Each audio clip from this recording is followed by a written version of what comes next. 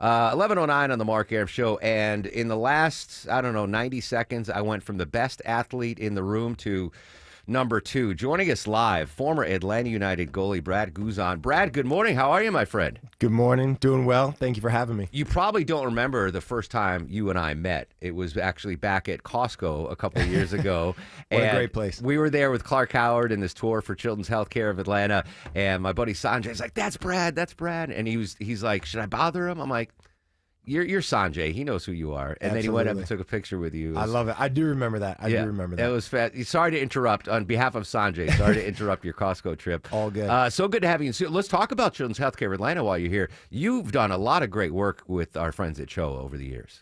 Absolutely. I mean, listen, the work that CHOA does in general is fantastic. And for me to be able to be a part of them and help spread the word and all the great work that they are doing, it's inspiring to myself and hopefully to so many others. And obviously this time of year, the holidays, it's always difficult. But when you have a place like CHOA where families can go and know that they're being looked after and loved and cared for in such a fantastic way, it makes it a little bit easier. Yeah, it's fantastic stuff. And speaking of Clark Howard, Clark's Christmas Kids kicking off in just a couple of days. You can donate early if you can't make it out to the Walmarts and see Clark and the WSB staff. Just go to WSBradio.com and click on Clark's Christmas Kids. Brad, can I start at the beginning of your illustrious soccer career? Let's go way back. So I never played soccer. I was a baseball guy. I probably for the best that I didn't play soccer. But in baseball, you when you're playing Little League baseball or T-ball, like the coaches kind of generally say, all right, you're tall and left-handed, you're going to be our first baseman. You're really short, you're going to be our second baseman. You can't run very well, but you got a good arm, you're going to be our right fielder. I don't know how that works, if it works similarly when it comes to youth soccer. When was it decided, or did you decide, oh, I'm a goalkeeper?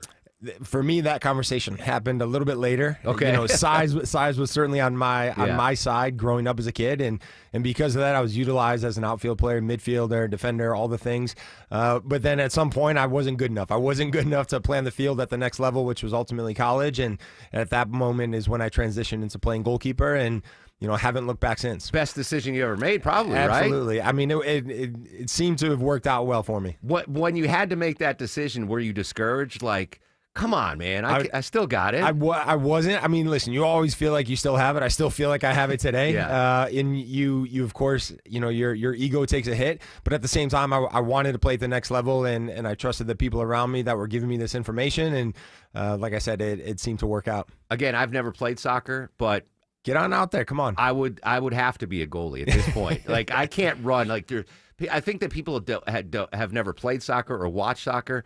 The amount of stamina needed and the cardiovascular abilities that, aside from goalkeepers, have to do to play the game, it is exhausting just watching it. That's why I like to say I moved to goalkeeper, because I was tired of the whole running thing. I said, listen, this running thing's not for me, and up and down the field, I'm moving into the back there. Brad Guzan joining us live in studio here on the Mark Arum Show. I've been in Atlanta since '96, and I had to deal with the city losing a professional hockey franchise.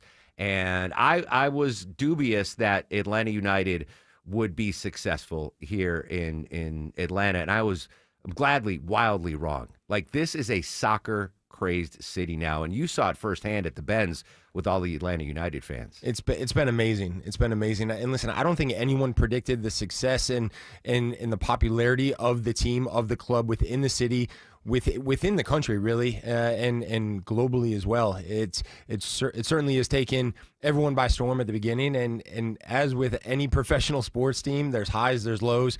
We've experienced both, right? We've had the success early on, we've had the lows, and we certainly want to get back to that success and the smiles on our fans' faces coming into the Benz, because you're right. It is a soccer city, and we've grown. The sport has grown so much here in Atlanta, and so to be able to get back to those winning ways, it's so important. Now, I've been to World Series games at Turner Field, Truist Park. I've seen monstrous games at Between the Hedges in Georgia and the Georgia Bulldogs. Phenomenal Hawks playoff runs, but I will never forget, back to Sanjay, my soccer buddy, the first time he took me to see the Five Stripes. what an amazing experience that was. It really blew me away and exceeded all my sports expectations. Yeah, I mean, listen, the atmosphere is phenomenal, and I spoke earlier of the lows, right, that we've experienced as a team and It as a club. happens. It does, right? But even during those difficult moments, the fans, the supporters still come out. They turn out in huge numbers, and they let their voices be heard, and they've taken a real ownership of the team, of the club, and I think when you have that, that's when you start to have the sincerity and the passion and the drive coming from outside into the club, right? And of course you have that as players, you have that as a club on the inside, but when you have that buy-in from everyone around you within the city, it becomes so huge moving forward. And the Benz itself is such a great venue. Unbelievable. You know, I'd watch a cornhole championship if it was held at Mercedes-Benz Stadium. So combined with the success of Atlanta United, the amazing venue of Mercedes-Benz Stadium, I'm assuming those two things helped Atlanta secure World Cup. Let's start talking about qualifying the U.S. men's team. Yeah, listen, I mean, the event itself, right? The World Cup is such a huge event, and to be able to now play host to 8 games here at the Benz, one, the atmosphere, as we mentioned, with Atlanta United is monstrous. It's going to be magnified 10 times, 20 times. It's going to be huge. And I've heard people describe it as 8 Super Bowls back to back to back to back. And that's really what it's going to be like. The watch parties, the excitement, the passion, the influx of fans into our city to be able to experience Atlanta, not only for what the Benz has to offer, but the city itself, the state of Georgia. It's going to be huge. Yeah. And so the U.S., right, now they've recognized that Atlanta is this soccer capital of the United States. U.S. Soccer's now, they've got their home base down the street. Yeah. And so it's a melting of all the perfect worlds of U.S. soccer with the national team. We've got Atlanta United, and now the World Cup is going to be here, and so it's going to be amazing. I have no doubt Atlanta is going to exceed expectations as a host. What kind of expectations should we set for the men's national team going into this World Cup? Yeah, I mean, listen, that's the $1 million question. Everyone wants to know, what is the team going to do? How are they going to do?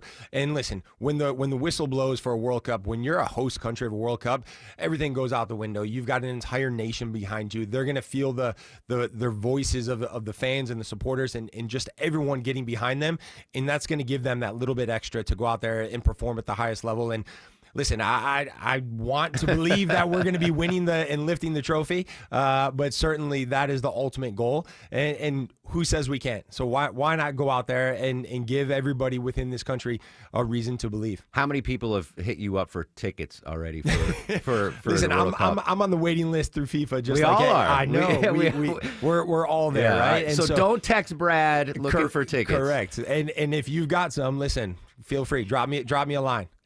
One final question, since I have a soccer expert in studio. Every time I get asked to do a speech at a career day at an elementary school, and I open up to questions, and just to show how involved the youth of Atlanta are in the soccer community, the first question, inevitably, 10 out of 10 times I get from grade schoolers are, Ronaldo or Messi? I love it.